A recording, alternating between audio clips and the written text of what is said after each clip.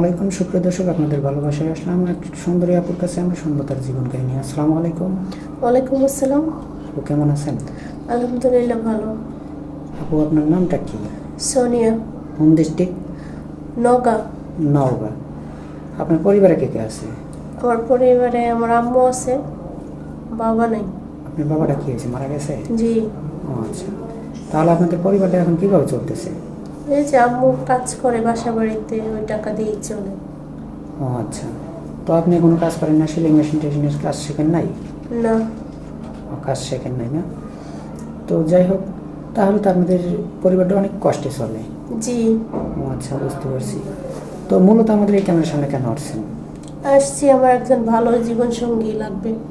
ও আচ্ছা, দরকার। আপনি কেমন বয়সী লাইফ পার্টনার চাচ্ছেন?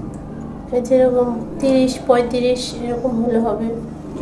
ও আচ্ছা, মানে বয়স বেশি হলে আপনার কোনো সমস্যা নেই, কিন্তু মনটা ভালো হতে হবে নাকি? জি, মন ভালো থাকা লাগবে। মানে আপনার সাথে সবসময় যেন ভালোবাসা দিয়ে আগলে রাখতে পারে, এটাই তো? হুম। তো শুধু আপনাকে ভালোবাসা দিয়ে আগলে রাখবে, আপনি তাকে ভালোবাসা দিয়ে আগলে রাখবেন না? হ্যাঁ, রাখবো তো। যতটুকু তাকে ভালোবাসা দেওয়ার প্রয়োজন এতটুকু তো দিবেন। জি। কখনো তো তার সাথে কখনো ছলচাতুরি করবেন না। না না। তো আমাদের এই চ্যানেলে অনেক দেশি প্রবাসী ভাই নক দিয়ে থাকে।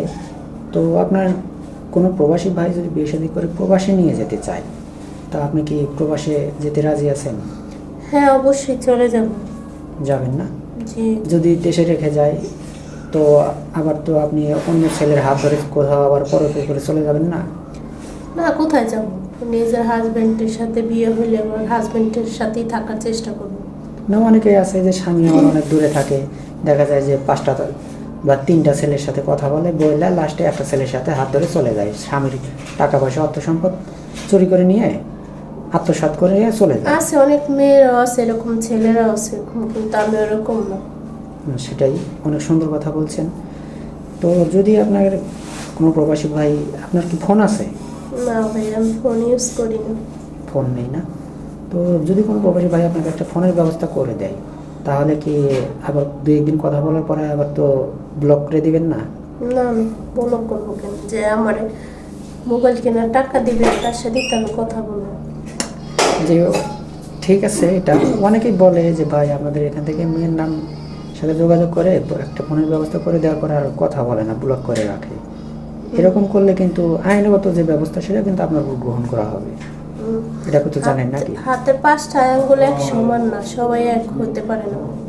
না, এটা ঠিক কথা বলছেন যে সব মানুষই একরকম না। কেউ আসে ধোঁকাবাজি করার জন্য, আবার কেউ আসে যে একটা জীবন সঙ্গীর জন্য। হুম। তো যাই হোক, আমাদের নাম্বার দেওয়া থাকবে। আপু, আর একটা কথা, আপনি তো মুসলমান নাকি? জি। ও আচ্ছা, নামাজ কালাম পড়া হয়? হ্যাঁ, অবশ্যই। ও আচ্ছা, তো আপনি লেখাপড়া কতটুকু করছেন? 8 পর্যন্ত পড়ালেখা করছি। 8 পর্যন্ত লেখাপড়া করছেন।